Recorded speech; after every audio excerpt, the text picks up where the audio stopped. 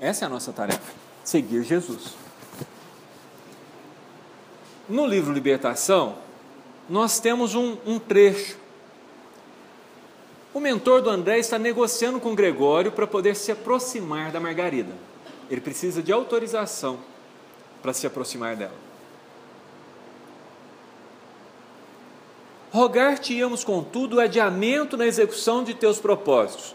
Concede à tua devedora um intervalo benéfico, em homenagem aos desvelos da tua mãe, e possivelmente os dias se encarregarão de modificar este processo doloroso. Fez um pedido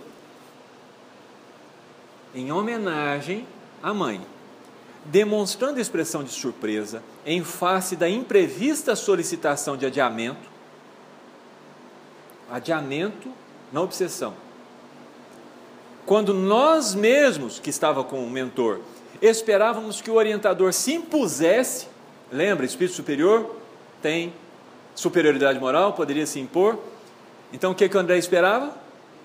Que o mentor usasse essa autoridade moral sobre o outro. Reclamando revogação definitiva, Gregório considerou menos contundente, menos bravo. Tenho necessidade do alimento psíquico que só a mente de Margarida me pode proporcionar.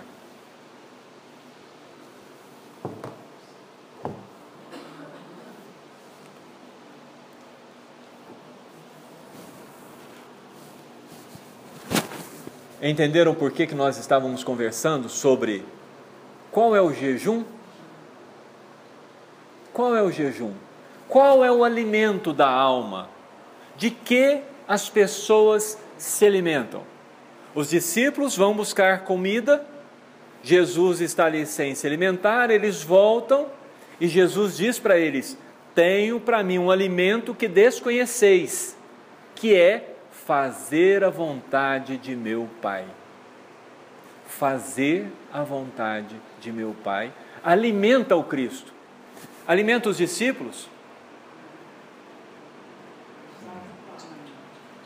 Ainda não. Nesse momento, ainda não. Porque Jesus diz, ele é explícito, que ainda não conheceis. A jornada evolutiva, ela é composta de milhares de anos. Milhares de anos. Qual que é a nossa crença? Que nós vamos, nessa existência, ser bons.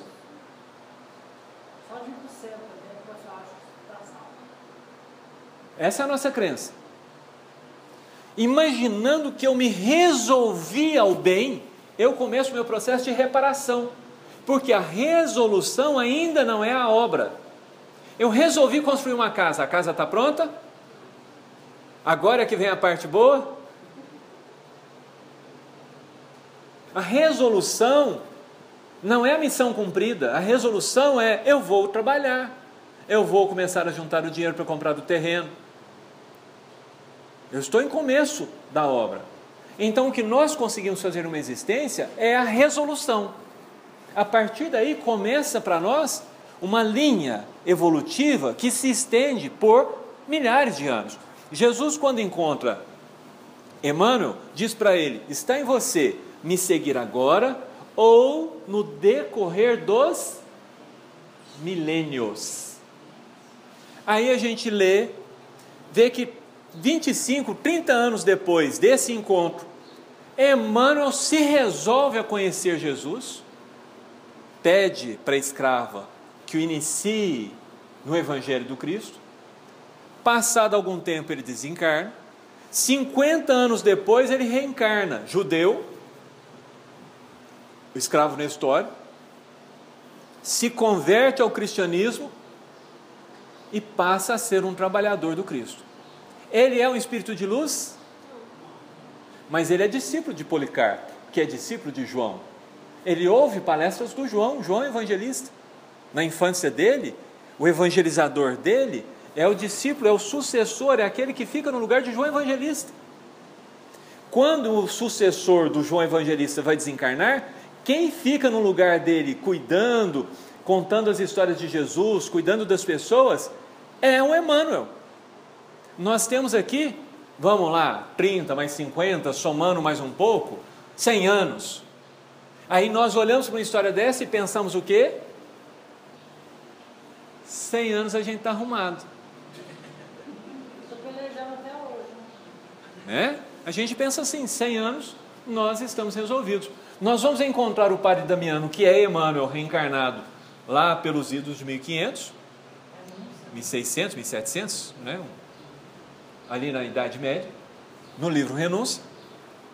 E se vocês se lembrarem, ele vai para Paris para fazer um tratamento, porque está com uma doença, se hospeda numa casinha porque ele não tinha dinheiro, ele se hospeda num lugar, acaba o dinheiro dele, ele está na cama, não consegue se movimentar, e Alcione vai visitá-lo e ela faz a enfermagem para ele, cuida dele, mas 1600 anos depois, trabalhando para Jesus, ele está sozinho, abandonado numa casa, sem recurso, dependendo da caridade pública? Doente? Nossos conceitos de salvação ainda são: eu vou para um mármore celeste e terei um harém de virgens.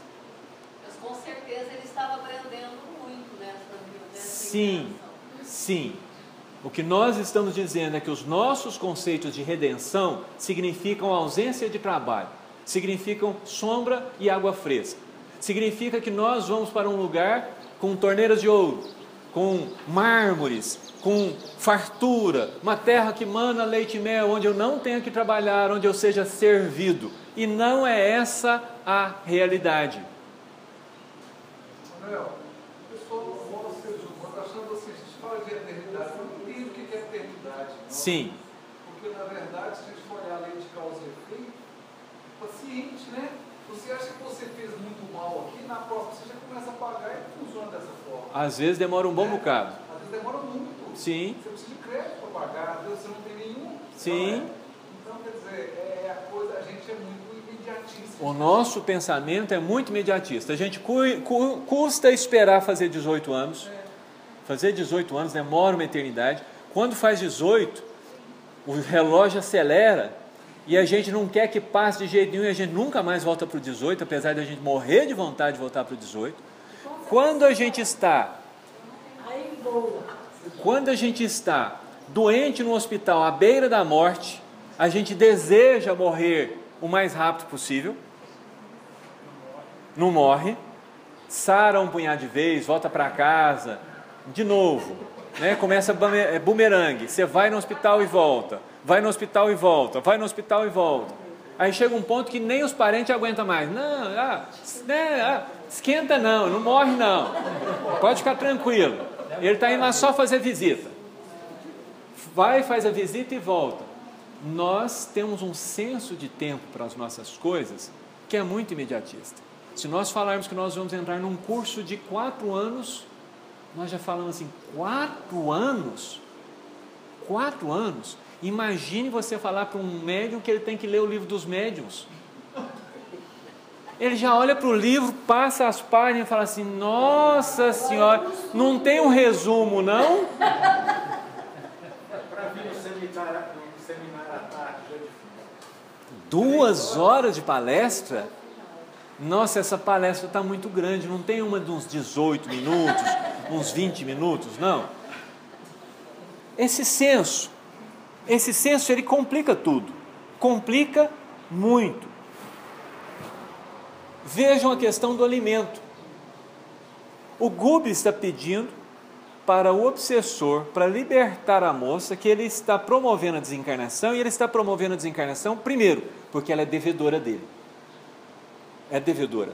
Mas mais que isso, eu preciso do alimento psíquico que só ela pode me oferecer. Nós não pensamos em obsessão dessa forma. Quer dizer que meu obsessor se alimenta de mim? Pensamentos e sentimentos? Pensamentos e sentimentos, vibrações. O meu obsessor se alimenta de mim. A Nete Guimarães tem uma palestra que fala sobre parasitose espiritual. A base. E olha o que o mentor do André vai propor para ele. E se reencontrasses o doce reconforto da ternura materna, sustentando-te a alma, até que Margarida te pudesse fornecer, redimida e feliz, o sublimado pão do Espírito.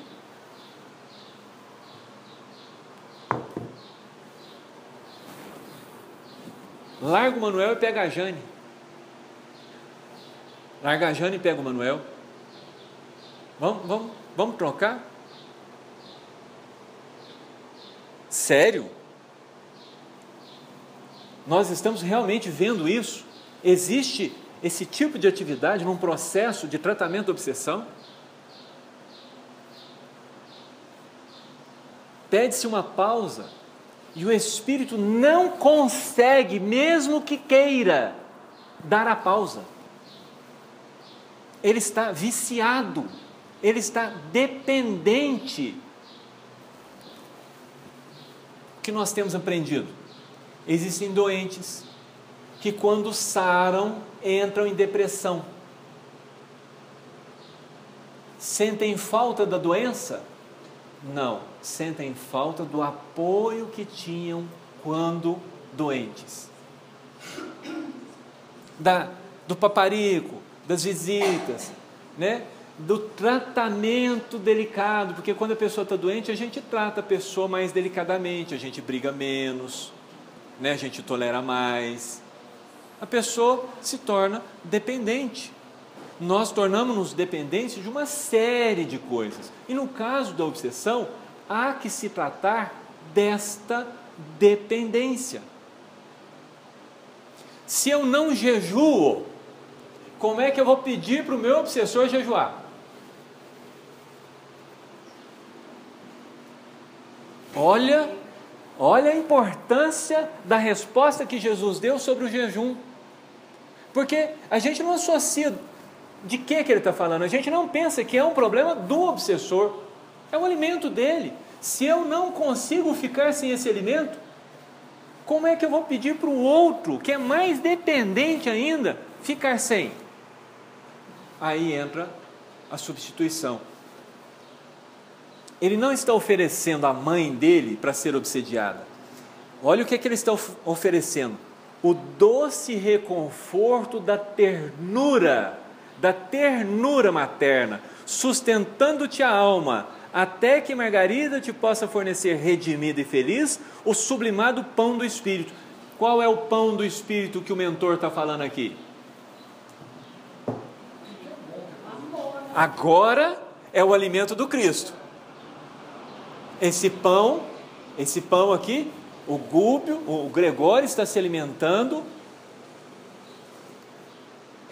da dependência. O Gregório, ele está montando as coisas para Margarida desencarnar e vê-lo como um salvador, para que ela o busque na condição de alguém que possa ser amado. Ele não quer aparecer para ela como causador do desencarne para forçá-la. Ele deseja, ele precisa que ela o ame. Olha, ele precisa de amor. Mas enquanto não tem, ele se alimenta de mentira, de ilusão. Ele tenta se enganar. É por isso que nós vivemos depressivos, tristes, famintos, angustiados. O processo de culpa nos deixa num estado constante de infelicidade. E quando nos ofertam amor, nós não aceitamos. A gente não consegue se alimentar. Uma pessoa que acostumou com a violência, você chega e a abraça, ela chega a ficar dura, ela encolhe para receber o abraço. Ela pensa que aquilo ali vai fazer mal. Uma pessoa séria, você chega e brinca com ela, ela se assusta. Quantos avós rígidos, quando tem um neto, e o neto chega e brinca e puxa, os filhos olham e falam assim: não estou conhecendo mais meu pai. No meu tempo não era assim. É? Não é? Não estou conhecendo mais. Faz de tudo para o neto. Olha lá, o neto faz de cavalinho nele. Olha lá, olha que ridículo. Ei, hein, pai? E para o filho? As pessoas têm dificuldade de trocar o alimento. Uma pessoa que se alimenta da imposição, que chega no seu trabalho e todo mundo obedece, chega com aquela cara séria e todo mundo teme.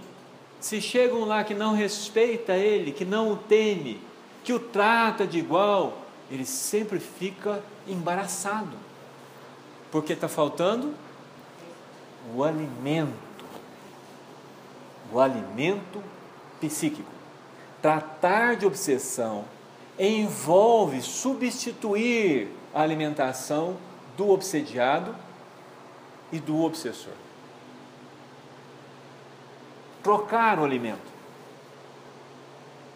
Por isso é importante a gente fazer sopa, mas não fazer a sopa como uma missa, como um sacrifício numa encruzilhada, como alguma coisa que eu tenho que fazer por regra, que é exterior. Não. Fazer a sopa para encontrar pessoas, para se encontrar com pessoas, para servi-las, para sorrir para as pessoas, para abraçar pessoas, para ser abraçado por pessoas. Estar se alimentando de bondade. Tem muito a ver com distribuir a sopa também, né? Porque o ato de dar a sopa não é nada. Como se distribuir a sopa, que é o Sim, achado. mas o ato de fazer também, tô ali raspando a cenoura. 91, 92, 93, são 150, só falta 60. Não é isso.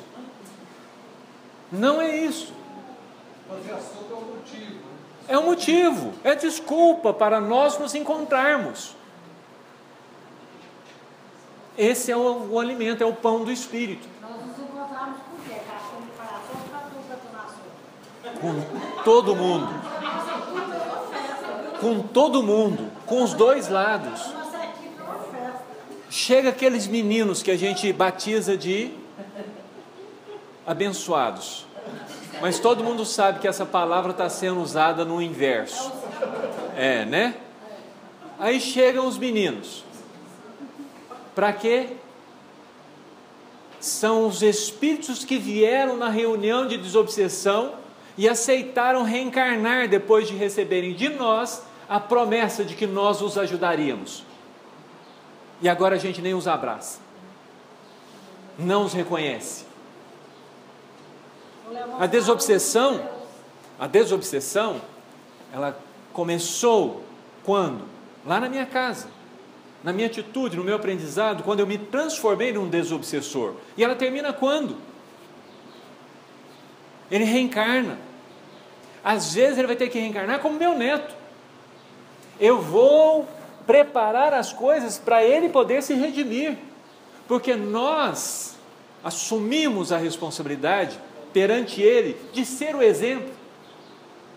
O que nós vimos com o problema do Saldanha? O que faltava para o Saldanha? O que falta para o obsessor? Alguém que permaneça fiel para que ele possa ver e dizer para si mesmo: é possível, é possível, existe alguém que está conseguindo e eu vou conseguir, porque essa pessoa vai me ajudar. Não se termina no fim da conversa. Poucos se melhoram durante o processo do trabalho. Nós vimos nas instruções psicofônicas. A maior parte vai gastar mais. Porque a pessoa que sofreu uma profunda decepção, ela precisa de mais amor. Quanto mais profunda a ferida, mais amor gasta. mais intenso tem que ser. O André Luiz esperava que o mentor dele impusesse pela superioridade ao Gregório. Às vezes a gente está na reunião e acha que o nosso mentor tem que se impor sobre o Espírito, que a qualquer custo ele tem que mudar. Mas dizem os Espíritos que o caminho da redenção é a abnegação e o sacrifício. Abnegação e sacrifício. O caminho da redenção é a abnegação e sacrifício, da minha redenção. Sim, amorosamente. Quando eu me abnego, eu nego a mim mesmo e me atiro ao socorro do próximo, eu estou no meu processo de redenção e estou no processo de redenção dele. Compreende? Nós vamos pegar as outras obras do André Luiz, Ação e Reação, Sexo e Destino, e nós vamos ver os mentores quem são. São arrependidos que agarram o trabalho e se dedicam a desenvolver sentimentos para poder encontrar aqueles que feriram profundamente. No Ação e Reação, eles trabalham pai e filho vários anos, e um dia eles estão lá socorrendo o espírito, e quando fazem uma cirurgia, a moça fala o nome dele, chama pelo nome dele, as pernas bambeiam.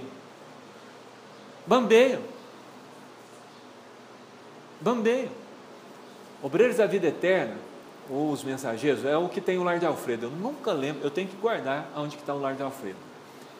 No Lar de Alfredo, o mentor lá do castelo está procurando há 50 anos o ex-sócio dele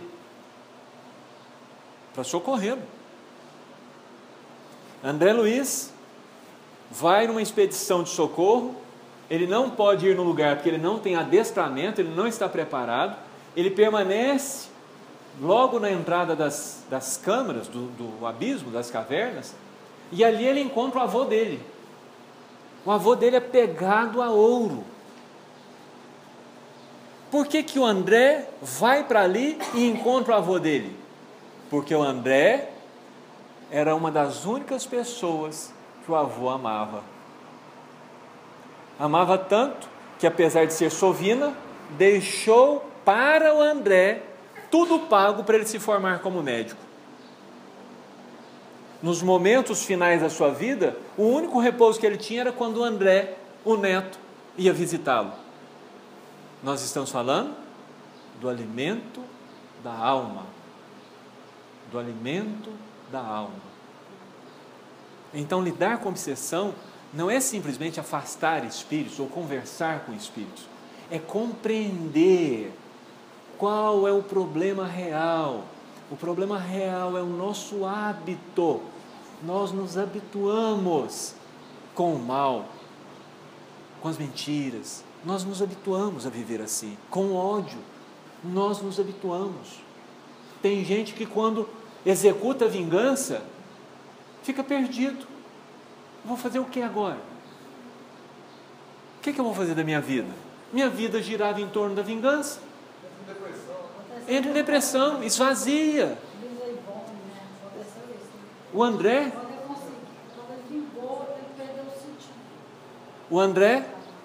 quando se liberta do pensamento obsediante de visitar o lar, que ele visita o lar e vê que a esposa já está bem, está casada, que os filhos já estão bem, não estão nem lembrando dele, nem falam dele. Ele volta para casa, começa a trabalhar e a Narcisa chama ele para conversar e fala assim: André, a taça do seu coração, que sempre esteve preenchida com as preocupações da família, está vazia agora. E isso é perigoso. Preencha amando com Jesus. Aí ele vai entrar em cursos para aprender a servir, para aprender a se alimentar. Aí nós vamos para o Paulo. Quando eu era criança, eu me alimentava com alimento de criança. Agora que eu cresci, eu como adulto. André está comendo papinha. Está acompanhando o mentor, com papinha. Vai dar um passe aqui, aprende a fazer uma oração ali, vê um espírito intercedendo a colar. Ele está se alimentando disso, está acostumando com isso. Daqui a pouco ele vai sentir falta, ele vai sentir necessidade de fazer o bem, de viver o bem, de ter gente boa fazendo o bem perto dele, de socorrer as pessoas. Se transforma numa natureza. Se transforma numa natureza. E esse processo não é um processo rápido. É um processo delongado. Lembram qual é o objetivo do nosso estudo? É o texto que Jesus nos diz que o Espírito, uma vez que sai do homem, anda por lugares áridos. Lugares áridos têm comida? Tem conforto? É ruim, não é? Quando você está andando num lugar desse, o que você quer? Voltar para casa, para o seu travesseiro, para sua comidinha da mamãe, para aquela vidinha que tinha. Ele volta.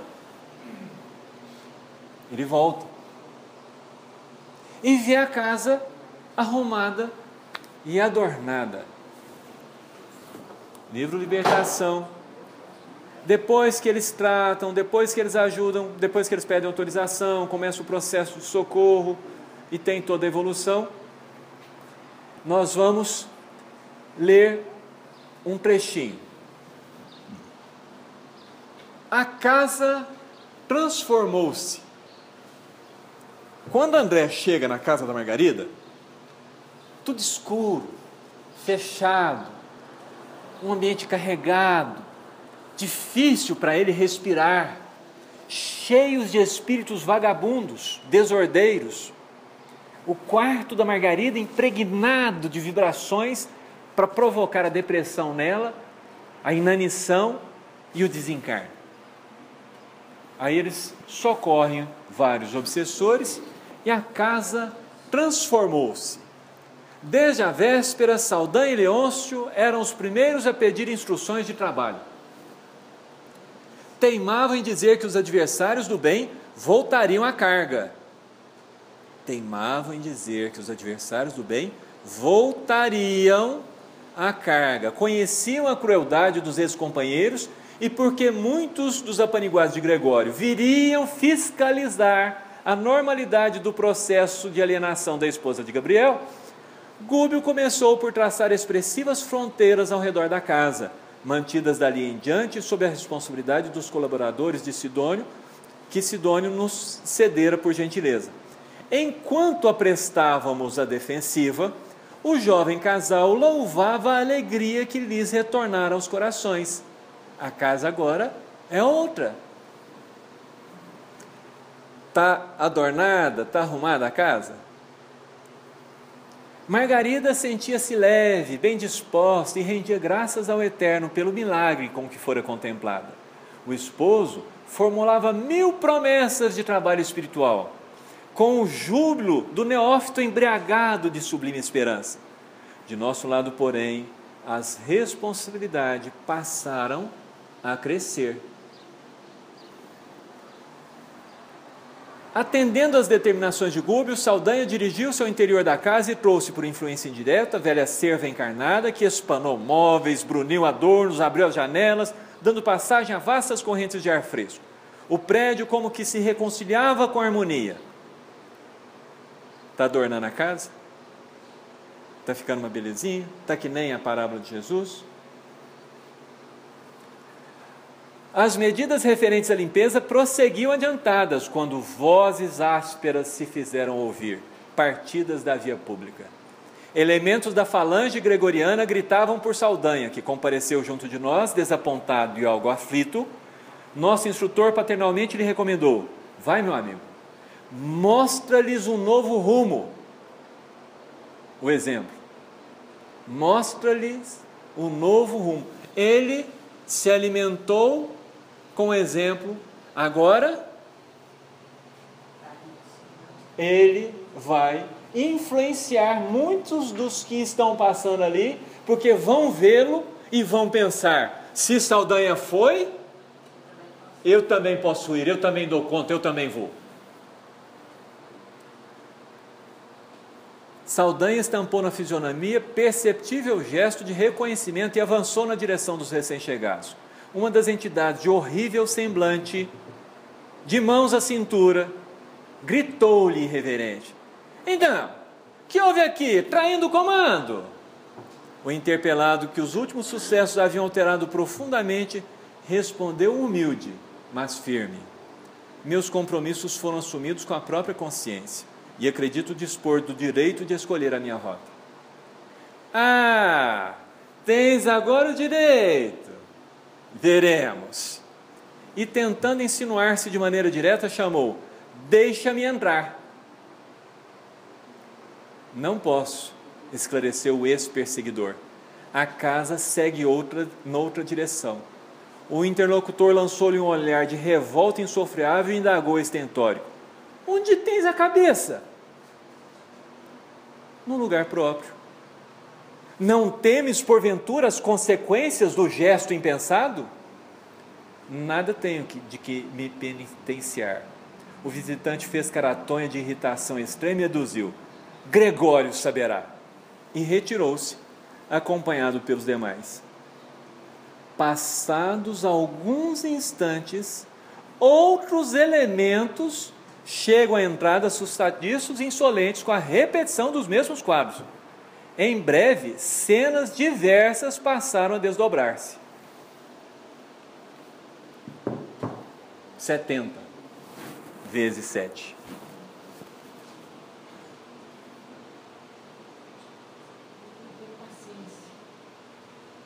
Setenta vezes 7. Não é só 7. Jesus fala de 7 para abrir-nos os olhos para a lição. Mas aqui nós temos um caso real em que fica claro para nós que aqueles que se acham no direito voltam para se alimentar, daquelas vibrações, daquela atividade. É a vida que eles sabem viver. Então, quando nós interferimos numa atividade dessa, o que se espera que aconteça? Que a gente volte para casa e o marido esteja radiante no portal: oh, meu amor, que bom que você chegou. Sente-se aqui que eu vou fazer massagem nos seus pés, porque você estava trabalhando no bem. Onde você estava, chegou até agora. Eles chegam em casa antes da gente? A falange chega em casa antes da gente chegar. Então, quando eu saio da casa espírita, acabou o trabalho? Quando eu saio do grupo mediúnico, acabou o trabalho? É 24/7. Manuel, desse jeito você vai afugentar os trabalhadores. Não fala uma coisa dessa não, que eles não voltam. É melhor que saibam, que adentrem como trabalhadores, como obreiros. O salário é magnífico, porque o patrão é o Cristo. O salário é amor, é a convivência com espíritos amorosos, espíritos que vão à nossa frente e que sofrem mais do que nós sofremos, que nos protegem muito mais do que nós imaginamos. A recompensa de não trabalhar é a fome, é a miséria. Lembram-se da parábola do filho pródigo? Que ele se afasta da casa do pai e uma grande fome se abate na região em que ele estava. E ele pensa: na casa do meu pai, o último dos servos vive, não é come, vive melhor do que eu estou vivendo. Já sei o que eu vou fazer, vou voltar para a casa do meu pai. Uma vez que você aprende a viver no bem, é a mesma história. você também sente saudade do bem, você também volta para casa.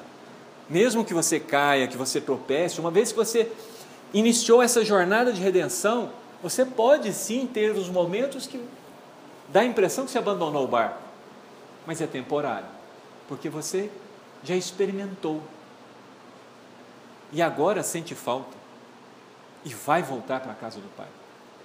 Se você já experimentou a alegria de servir, acabou, você já é da luz, você já optou pela luz, você não consegue mais viver sem, você sente saudade, você fica rodeando, porque alimenta a alma, alimenta, mas nós temos que estar preparados para o trabalho que ocorre. Não é, gente, não é um trabalho de conversa. Às vezes a gente pensa que tratar os espíritos é conversar com os espíritos. Não é um trabalho de conversa. Por que que as palestras, elas têm um efeito pequeno?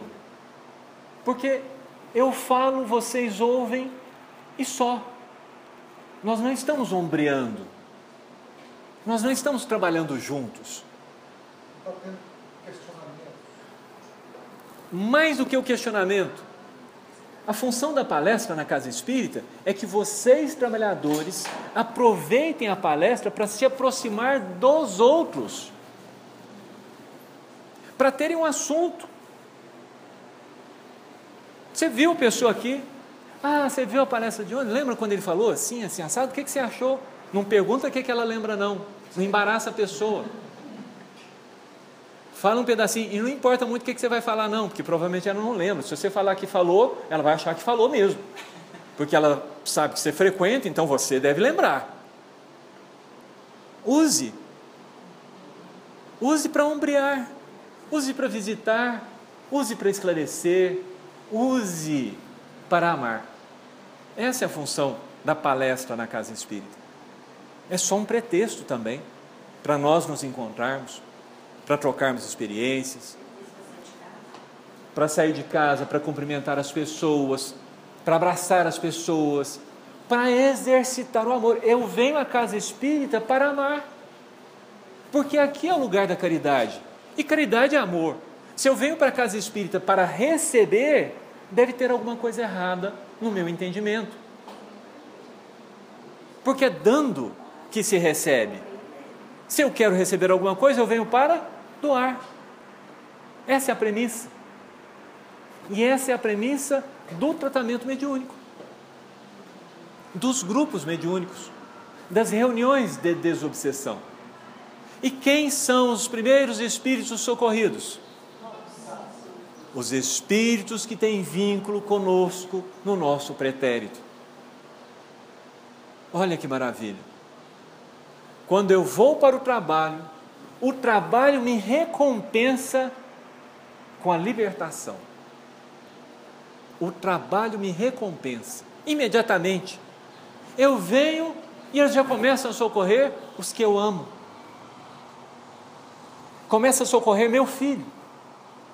Começa a socorrer meu sogro, minha sogra, minha esposa, minha mãe, meu pai, meu irmão, meu tio, meus amigos. Começa a socorrer as pessoas do meu convívio, do meu coração. Para quê? Para que eu veja e faça o mesmo, para que eu siga o exemplo, para que eu tenha a experiência do bem. A experiência do bem. Uma reunião mediúnica é uma experiência do bem, é um encontro de caridade. Por que nós fazemos à beira de uma mesa? Por que nós somos recomendados a fazer o Evangelho nos nossos lares à beira da mesa? A mesma mesa onde nós comemos nossas refeições, que hoje provavelmente é na frente da televisão. Aí fazer o Evangelho assistindo televisão não vai funcionar, né? Mas a ideia era, aqui nós recebemos o pão. A mesa representa para nós o lugar de alimento. De alimento. Olha a simbologia que a gente vai perdendo. Eu preciso de uma mesa para receber espíritos? Eu preciso de uma mesa para atender o sofredor? Eu preciso de uma sopa para dar um prato de comida a quem tem fome? Eu preciso do sábado à tarde, no dia de visita, para poder socorrer alguém, para poder visitar alguém? Não. São só momentos para um exercício, para que eu não me esqueça de que o objetivo é esse. O nosso objetivo na casa espírita não é transformar os outros, é amar os outros. É amar os outros.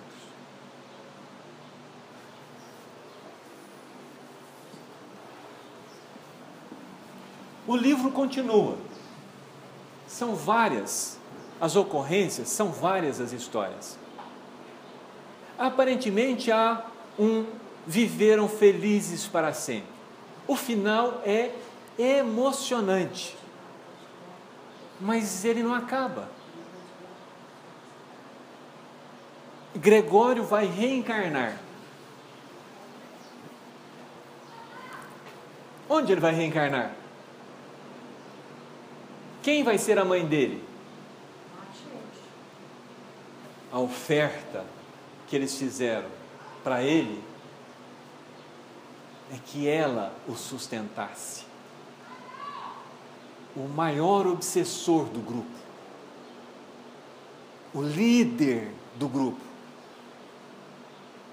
vai ser amparado pelo espírito mais amoroso do grupo. Mais amoroso. Mais amoroso. Quem recebe os casos mais difíceis são os espíritos mais preparados. Mas junto com ele vão mais 5, né? Vão, mas eles vão esparramar. Vão esparramar. O Saldanha vai trabalhar, aí o filho dele provavelmente vai se casar de novo, porque ele está viúvo. Aí vai se casar de novo, aí provavelmente o Saldanha vai ser neto dele mesmo. Não sei o que ela fala dela, que ela vai receber 6 filhos, não. 6 espíritos. É porque existem outros. Existem outros. Aqui é só um dos casos. Só um dos casos. Ela vai receber a lei do Gregório mais 5.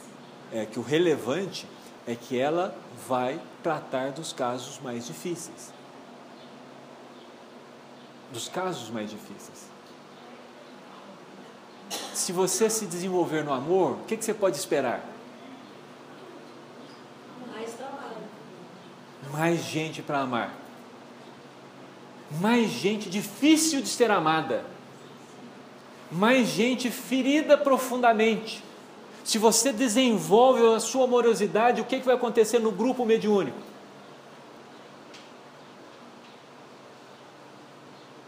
Vão trazer casos mais difíceis? Será que é verdade isso? Vamos voltar para onde nós começamos? Nós começamos no Instruções Psicofônicas. No primeiro ano, eles tiveram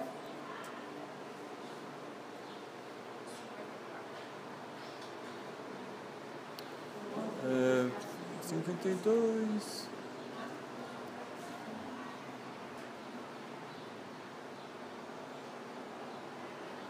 Só um minuto que eu perdi aqui. No primeiro ano, eles tiveram 7 casos de licantropia e 92 casos de alienação mental. No segundo ano, eles tiveram 16 casos de licantropia e 176 casos de alienação mental. São espíritos que perderam a forma física, que por induções de obsessores bem profissionais, perderam a forma física e assumiram uma figura animalesca. São casos...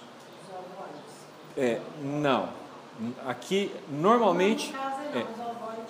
Normalmente, eu não me lembro de ter visto o tratamento de ovoide em sessão mediúnica, descrita em lugar algum. Eu só vi casos em que eles são tratados de lá. Eu não vi nenhum, não me lembro de nenhum caso na literatura que eu já li. Pode ter, mas eu não me lembro de nenhum. Dos casos que eles estão tratando aqui, este é um dos casos mais difíceis. O Manel deve voltar com os filhos com muitas formas, né? Sim. Uma forma animalista, de animal, né? Sim. Para voltar ao espírito, da forma humana, isso requer muito trabalho. Requer muito amor. Requer muito amor. Assim como para ir requer muito ódio. É sempre um espelho. A energia que eu gasto para um lado, eu preciso da energia oposta para levar para o outro, para anular essas forças. É por isso que eu estou insistindo que, se você começa a amar mais, então você não vai ter os mesmos casos, você vai ter casos mais difíceis. Vamos entender? Se você é um bom cirurgião, sua fama cresce, que tipo de caso passa a ir para você? Os mais complicados, os mais difíceis. Se você é um bom profissional em qualquer área, que tipo de caso vai para você? Os mais difíceis. Se o seu grupo mediúnico é um bom grupo, que tipo de casos vem para nós? Os mais difíceis.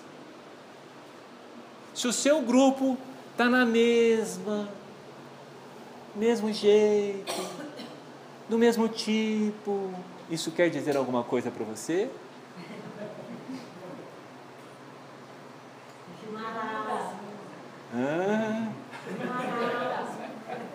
Estacionamento.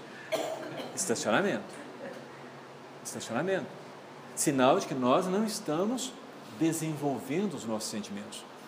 Aqui é a década de 50. O Chico já está com 38 anos. É, né? Eu acho que ele é de 1912, não é? 14?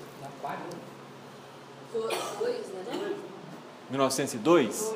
Então ele está com 50 anos. Em um ano o Chico melhora. Vou repetir. Em um ano, o Chico melhorou os seus sentimentos. Mas o Chico já não era anjo? O Chico já não nasceu anjo? O Chico já não nasceu pronto? Eu vou repetir, que eu deduzo pelas estatísticas da atividade do grupo mediúnico no qual ele participava. O Chico, em um ano, de 53 para 54, melhorou, ampliou sua capacidade de amar.